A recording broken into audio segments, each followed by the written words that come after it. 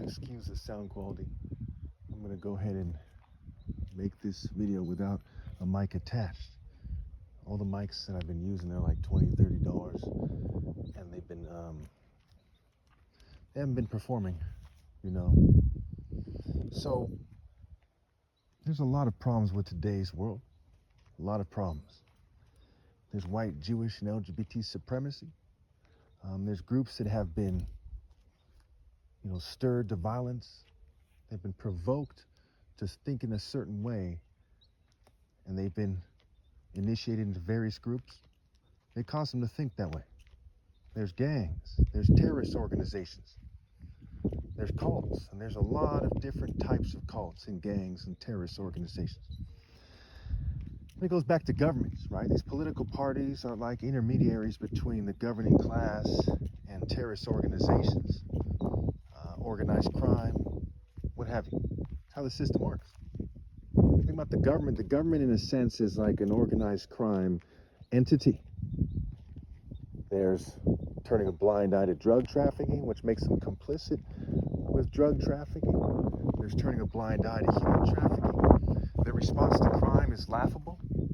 Is it really that hard to hire more police officers in major cities? Say just the 20 major, the 20 most populated cities, or the 20 cities with the highest crime. Spend maybe $2 billion a year. Okay, hire more police officers. Is it that hard? Why do they fail at oversight so much? Because, they're criminals.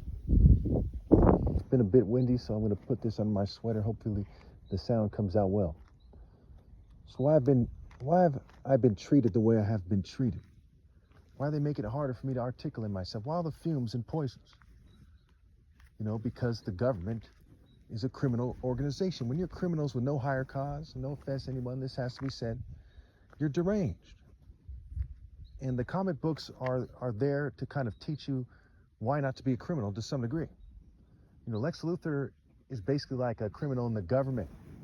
He's someone who's in the corporations who's so kind of insulated by the government that he may as well be in the government. So he's kind of someone you can associate with politicians, with government officials, police chiefs, with corporate criminals, with organized crime, what have you. You have Two-Face, he's a mobster. Penguin is a mobster in his own right. Not a coincidence. The Kingpin, very much a mobster, very much an organized criminal in a syndicate. You have Two-Face, straight goon.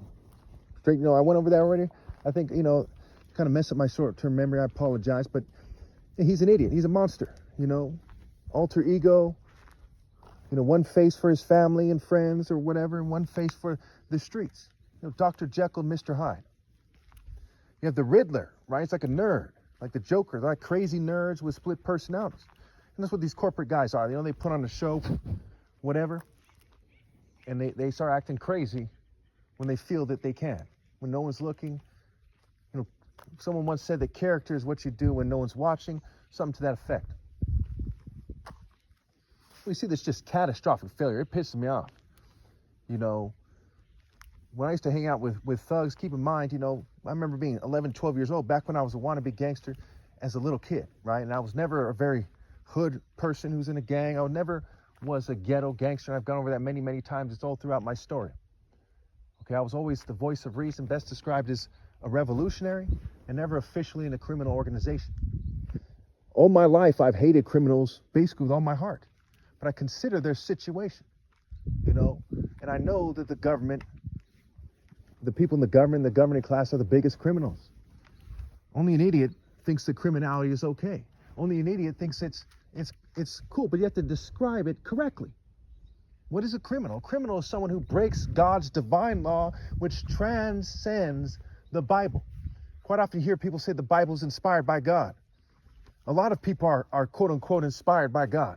That doesn't mean they're doing the right thing. It doesn't mean they're putting it the right way. So right now they have me talking a little bit like, almost like a gangster or something. And that is because they're hacking my brain. Now, how do we know that I'm still reliable? Well, first of all, I say things like rally to me in person. I'm easy to approach. I have videos out there where I'm interviewing people. While I'm interviewing them, they're not scared. When I first try to talk to them, they're a little bit scared. And here's the top martial artists, what have you.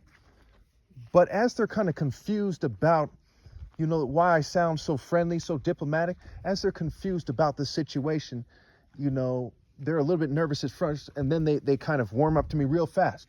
Because I'm very approachable. I don't look like Debo from Friday or something. I'm very approachable. Okay, so why was I hanging out with these gang members? Well, I've gone over this many times, but I think it's worthwhile to go over it again. So let's look at high school groups, right? So I started off, thinking that's what I should do when I was probably about, I watched the movie Colors before I was 10 years old, and I kind of thought it was cool, but we used to play, we used to run around my mansion, that, my parents' mansion that's now worth $5 million, but we don't live there anymore, playing shoot 'em up, right? With toy guns, what have you. Had a neighbor, he lived in the east side, San Jose. I used to live in Saratoga. And they'd come over, and, his mother would help clean up the house, right? That was her job. And so we'd run around, what have you, playing toy guns. And there was another neighbor there who had a daughter or something. Or no, it was an older member of the family who had a bunch of toy guns that he had when he was younger, and he still had them. And he let us play with them sometimes. So we had a lot of access to toy guns. My dad bought me a lot of toy guns. So I'd run around, reenacting Colors or something. Or whatever, right? Playing Colors. And so when I was, probably 11 years old, when I first got on the internet, GeoCities and AOL, I was on the internet way back then, early 90s. I kind of carried that mentality with me. And, I was a kid, so I wasn't going to say that, I'm this, and that, and the other thing. I was just going to kind of, toy with the idea a little bit. By the time I was 12 or 13 years old, I'd actually hung out with thugs to some degree in San Jose, downtown San Jose, when the San Jose State Summer School, Bellarmine, what have you. And so now it was getting a bit more real. But I was 12 or 13 years old, I was still like a wannabe, right? Even though I was hanging out with some of these guys, and I met, some people who were in gangs, and, this one chick had a crush on me, this big black chick, I forgot her name. I had a crush on some chick named Tamika. She was a dumb bitch, and it's strange that her name was Tamika, and my name is Emeka, right? Which goes back to, her name has the T, right, instead of a Y, and has Amika scrambled in it, right? The Yamaka.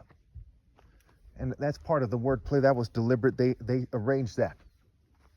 So, again, real quickly, and this connects to the Marissa Dinapoli story, because there were some more serious kind of characters in summer school, it kind of spurred me into anger. But I was already kind of leaning toward, that's what I wanted to do, because the type of groups you had in grade school and junior high, and in high school, there were a bunch of groupies, right? When I went to boarding school, there was a bunch of groupies, right? There was a bunch of like spoiled rich kids. Some guys were a little cooler than others. There were some guys who were from some gang factions, right? Some Asian gangs, what have you. And then so when I left there and went to Live Oak High School in Morgan Hill, by that time, I had hung out, I'd been through some kind of stuff in LA, some gang members hit me up, what have you. I mean, my friend Terry at the liquor store, by the liquor store and by Burger King, which was by a shopping center. They had a bar called McMackin's. Okay, we used to go to that bar and, sometimes smoke cigarettes. It's strange enough that, they used to turn a blind eye to the store for another day. Anyway, so going to Live Oak, okay, the first day I'm walking, I don't know who I'm going to hang out with, what have you, whoop-de-whoop. I'm walking around kind of aimlessly. And at some point, Dax and Randall, there was actually another guy named Darnell that I went to school with at summer school at Bellarmine, but it was Dax and Randall. And they both had cornrows, right? And they both kind of acted like a Crip, walked like a Crip, right? And I'm not going to really get into their affiliations in this video, but there were people who were considered Crips and their affiliates in my group of friends at Live Oak eventually, but I had a falling out with them, the story from that day. So by that point, I start really firmly, right, about 16 years old, I start really firmly seeing myself as a gangster. And so I put the white out on my JanSport backpack, right, and it said Crip Cuz, and I did it because I seen graffiti. They had, some kind of gang symbol or something, some gang hand sign, I don't remember what it was, and it said Crip, and it said Cuz on it. So it was representing for that kind of lifestyle. Even though it sounds kind of corny, because of that graffiti, I thought that was cool. And at that time, I started really working out heavily. I mean, I started working out, when I was going to Webb still. Started off with a very small amount of weights and kind of working my way up. So by the time I was 16, because I probably started about 14 or 15. By the time I was 16 and a half, I've been working out for quite some time. I had a little bit of muscle. And when Maria Mello broke my heart, it infused the situation with anger. Now you got to realize that, I started taking martial arts at the time, Taekwondo and Kung Fu, and eventually private lessons with Kung Fu as well. And I picked up on it real fast. I was natural. Eventually became a grand champion before I turned 17. So here I'm a very angry person, okay? And that stuff had happened, and I eventually start clashing with some of these gangsters, and it fuels me with certain anger, right? I'm heartbroken, had the issue with the gangsters at the same time, which caused me to, my parents to take me out of that school, because I was like the new kid. They knew each other better than they knew me, right? And so at that point, I went to reform school. I'm pretty sure it was, either I went to reform school first, I don't remember, this part's been a while, or I went to Cornerstone Christian School in Gilroy first. And Gilroy has a lot of gangsters, right? Norteños, Sureños, okay? It's a city that's full of these types of people. And so, I hung out with them a little bit, right? Because I knew kind of guys that knew them a bit, would have this story for another day, not really a lot. And at some point I go to reform school. When I go to reform school, they fill me with anger even more. So I'm brokenhearted, martial art champion, working out, okay? I saw myself as a Crip at the time. Now, what I'm forgetting to mention is I actually started my own crew at the time with some friends. And at first it wasn't called Crip, and then I eventually convinced them to add that kind of ending. And between that and networking with various groups of Crips, in reform school, what have you, I felt official enough, okay? And I basically, in a sense, was official, but I was never a criminal gang member. There was no pimping. I was never, selling, crack cocaine or something, robbing banks. Some of these guys rape women and stuff. I never did any of that stuff. You see what I'm saying? But I saw it, I was told that it meant Christ rest in peace and community revolution and progress. And I also read a book on that helped me kind of come to that conclusion that that's what it meant. So I was more of a revolutionary. And, by putting that word community into it, perhaps it's sunk into my subconscious and filled me with more anger, as I knew that a lot of the problem was that the community kind of betrayed me. They betrayed me in that they were not loyal to the principles of righteousness or Christianity, right? I thought of it as Christ rest in peace. I thought of America as somewhat of a Christian country, but authentic. I thought of people and when I was really young, as just being too stupid to serve God correctly, and they needed my correction. They didn't understand that they're supposed to scramble for what is precisely right and not be racist and not have these church secret societies and not have all these problems in the church of child abuse and so on, that they just were too stupid. And in a sense, it was true. But to some degree, they knew a lot better, and they chose deliberately a lot more than I thought they did when I was like 13, 14 or whatever. They deliberately chose to be Satanists, right? To be people who did things that are associated with the devil. And that's all it really takes to be a Satanist. So as I see that hypocrisy, right, that also carried, when I was at Live Oak, that also helped me make the decision to start hanging out with these thugs, because I saw everyone else as some kind of weak, hypocritical Christian. I didn't think of a square as you might think of a square, or you might have thought of a square when you were in high school. I thought of a square as a complete bitch who was a hypocrite and a boring idiot at the same time. They didn't really serve God. They didn't really love God, and they were boring, okay? And they didn't really reach out to me when I was there, and there's racial boundaries and so on. Who reached out to me? The Black Crips reached out to me, right? And so as a result, I had a very low opinion of the other groups. And as I walked on the quad in the areas where the different people went, going to the lunch line, as I saw how they responded to my presence and so on, I could feel the hostility in the air. I could feel the unreasonable spirits of the other groups. And, it didn't take very long before that translated into me having a less diplomatic stance.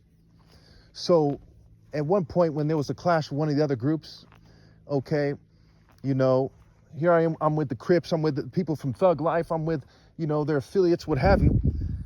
Okay, the simple explanation of it is a little more complex than that, who they are, what their identity is. Gang identity can be a complex thing. And so one of these guys, across the way, right, he'd gotten robbed or, jacked, for like an eighth of marijuana by the oldest guy in my group, right? And that turned into, for whatever reason, if I remember correctly here, one of those guys came and he tried to squash the beef, right? He had a Tweety Bird shirt on with a Confederate flag. And of all the people in the whole school, he's the only guy with a Confederate flag. He came to quote unquote squash the beef. And he tried to sit down, he tried to shake hands.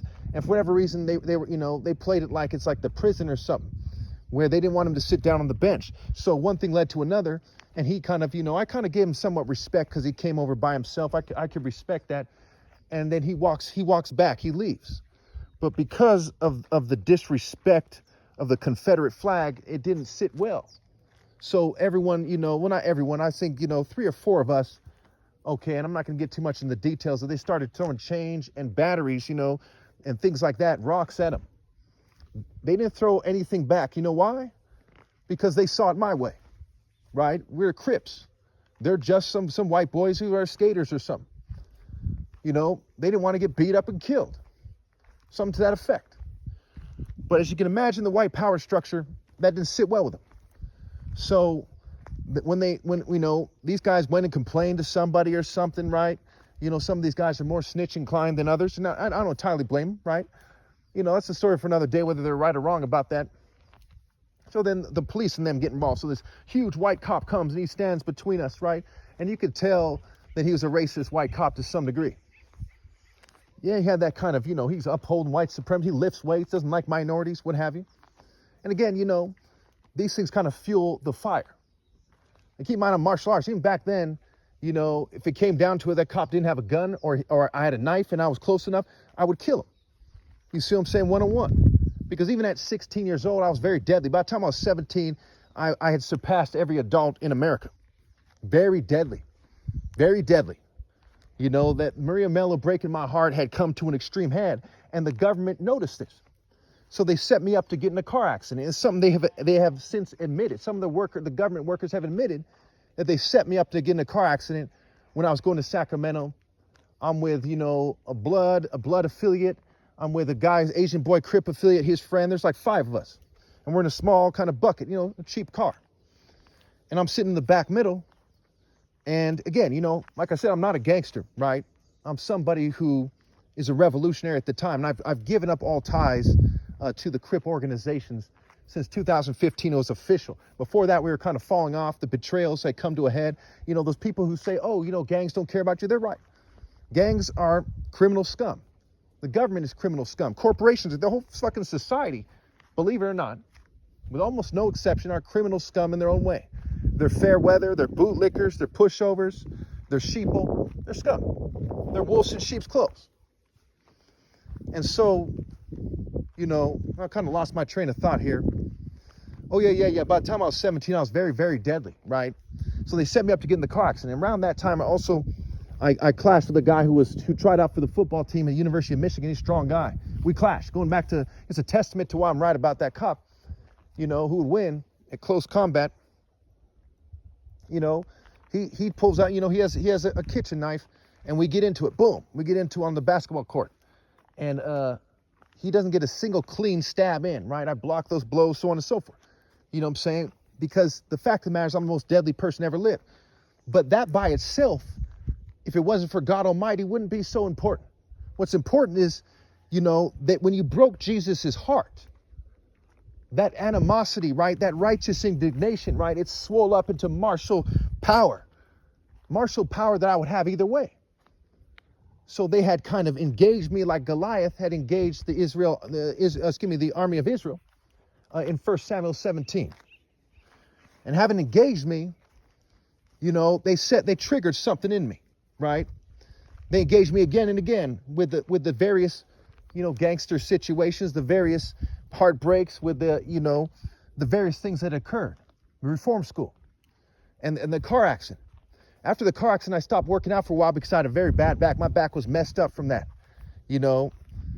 And to make a long story short, because I don't want to go really over time here, we're going to have trouble uploading this video. I'm going to have to delete a bunch of stuff, so on and so forth. That goes back to the Marissa case, the Marissa Dinapoli. how is this case connected to this? Well, because I said many times in this series, the Marissa Dinapoli, right, and the Mello Buckz thing occurred about the same time, or it's in the news at about the same time.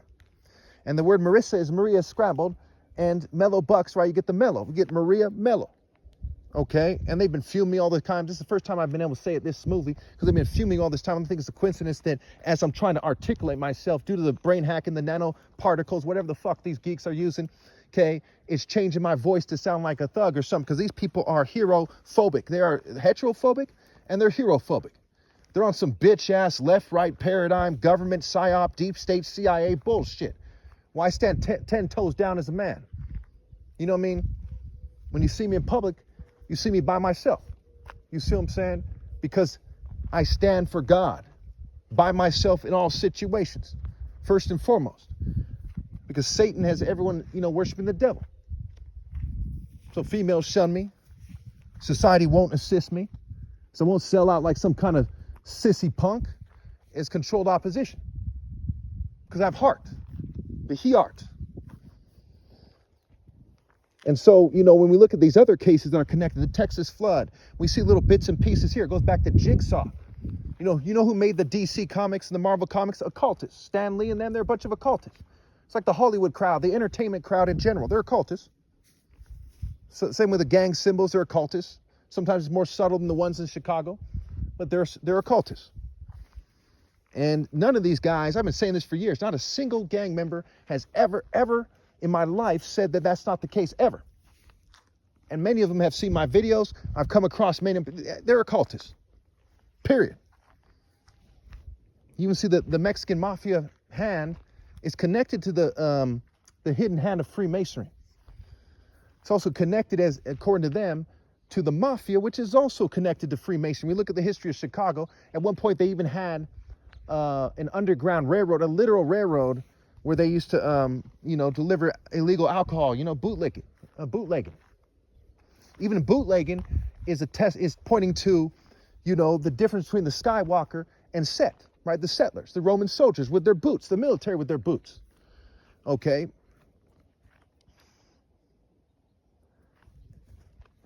And so as we look at this thing, right, we look at this mess this society's in.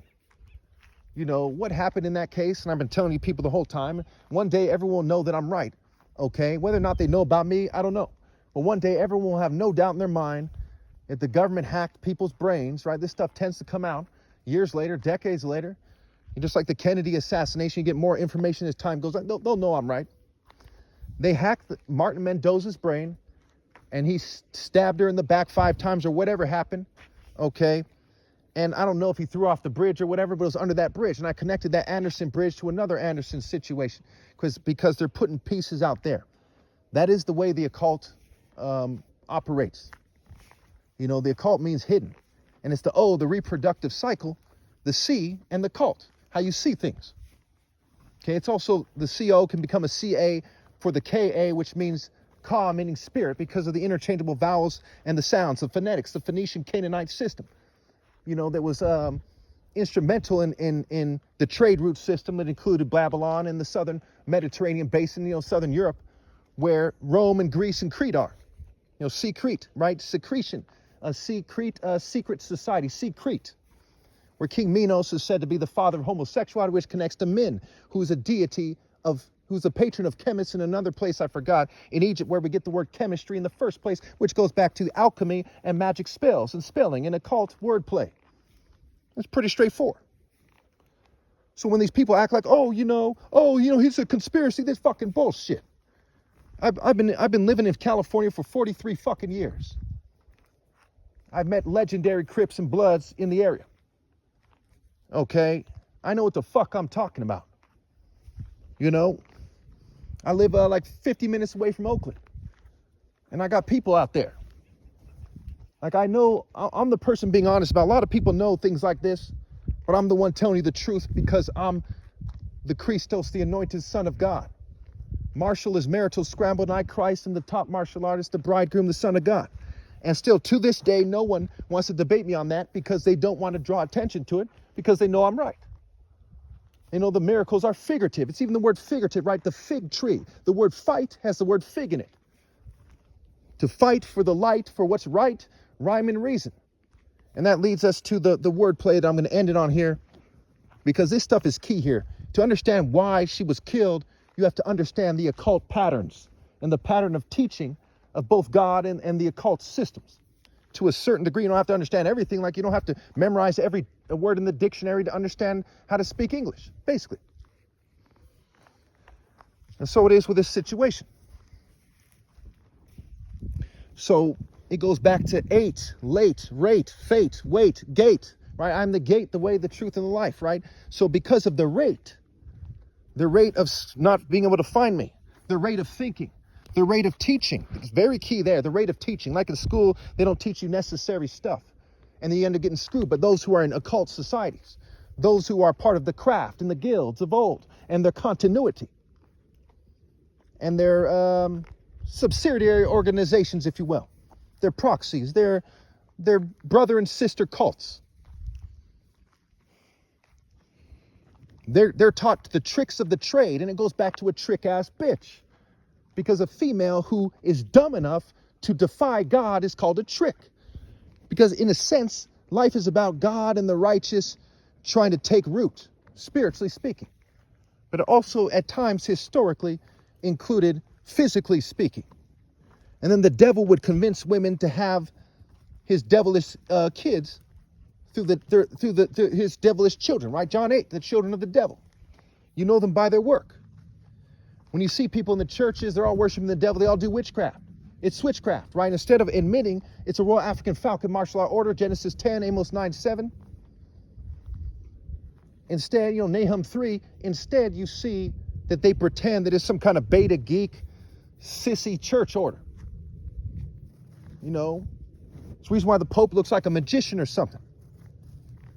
It goes back to various organizations of old, like the Druids.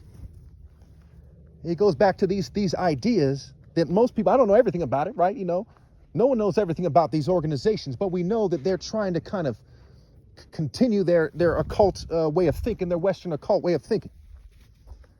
It goes back to all roads lead to Rome. And the word Rome is more scrambled. The word Rome is a play on words for ram, going back to the interchangeable vowels. And to, the battering ram as they try to break into a castle, which in its own right can be considered a temple, which goes back to the mountains, like Mount Horeb and Mount Sinai and Mount Zion. And the Mount Zion, right, the Z can double as an S, like I brought up the files with an S or a Z. So Mount Zion can be Mount Sion. And Mount Sion goes back to Mount Izon. And On is Iunu Heliopolis, Ra's Cult Center, Genesis 41:45. And I bring this up all the time historically, because it's very key. Where Joseph was given Asenath, the daughter of Potiphera, who was the high priest of Ra at Heliopolis.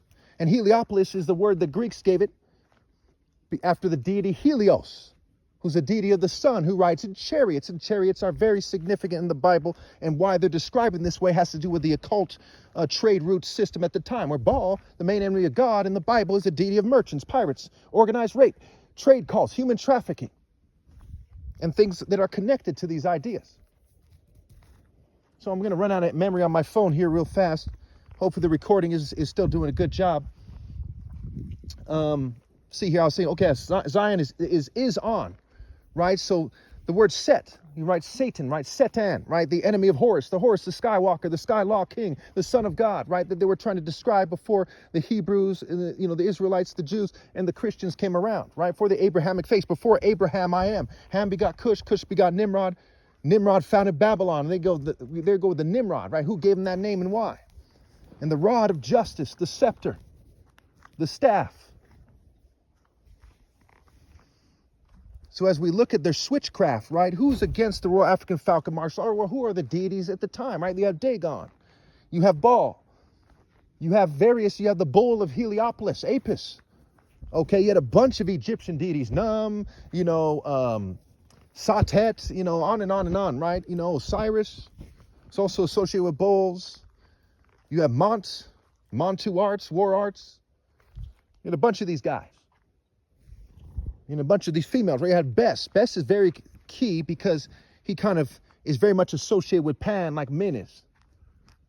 And the Scorpion King is said to worship Min and Set, which goes back to Satan, which goes back to Set. Set is a play on words for seat. Just like you hear these Afrocentric guys, they say Asar, Aset, and Heru.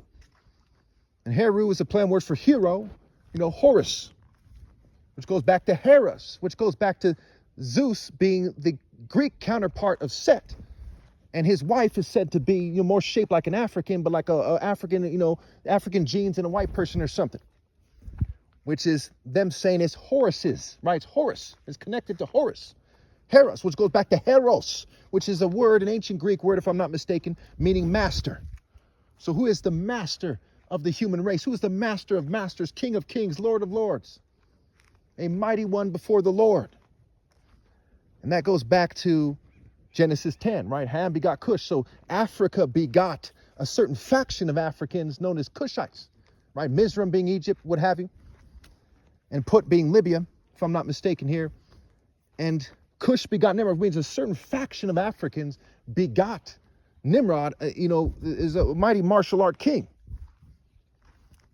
And he made Babylon his cult center. He cultivated his spirit there, where he's a mighty warrior before the Lord because he did martial arts in the spiritual realm, which is what this wings stand for. It's a traverse, right? To win and wing and wind. And the Greek word for wind is same as the Greek word for spirit. And the Greeks translated the New Testament. So he traversed in the spirit of God as a mighty warrior in the spiritual realm, which is before the Lord, in a sense, before the throne of God. So in a sense, it's like taking off from Mount Zion with wings on and traversing before the Lord and landing, right? The Ebo landing. Who, what, when, where, how, why. And the word Ebo is a play on words for Obi, which is Obi spelled backwards. And Obi in Ebo means King, Heart, Essence, Center, Temple, Core, Christ, the mighty martial art hero. It also means elder. And you get Horus the elder, Haro Ares, Eri, the son of God in Ebo mythology. Which is connected to the Egyptian system, which is an African system. The Nile flowed from the heart of Africa, or rather from lower in Africa upwards. And so out of Africa came this mighty martial art warrior, who was a mighty martial art warrior before God Almighty. And so he's the sky god in the heavens, right? The heavens declare the glory of God. The heavens declare the glory of Nimrod. The heavens declare the glory of me, the top martial arts warrior. Now, when you look at this explanation and you compare it to the churches, you know that I'm right. It's like they're talking crazy. They're talking like Lord of the Rings nonsense, waving their magic wand, Hollywood, Mickey Mouse, Merlin, right? They're talking stupidity. And that goes back to the Druids. But the Bible is not about the Druids, and Egypt was not built by the Druids. It was built by Africans who were sending a martial art message to the world. But they, in turn, had betrayed the first dynasty kings, Jajet-Jen, Hor-Aha means Horus the fighter. When they talk about Egypt, why don't they explain that it's African martial arts that they're talking about? When the first official pharaoh of Egypt was Hor-Aha, right? Not, or the son of Hor-Aha. They describe it differently, right? The Egyptologists and archaeologists, they disagree about this. And so the second, depending on how you count it, right, is Narmer, aka Mene, aka main alpha. And there's a Narmer palette where he's depicted smiting the followers of Set, who aren't the only form of Set, right? The Set has different forms: the jackal, the deer, the aardvark, the snake, the hippo. So as we look at this thing, right, and we ask ourselves, well, what does it mean? Well, how do you know it's real? How do you know it's real? Because in your soul, you know that martial arts are divine when you convey the righteous spirit of God. What better way to convey it? By merely building something? No. By merely writing something? No, because the kingdom of heaven is not a matter of talk. It's a matter of power. And God is love. And that love for God manifesting in righteous indignation, moral outrage, and striking at world record speed and surgically like a falcon, like a leopard, like a lion, the heart of hearts, the Lion of Judah, the Lion of God day. So when we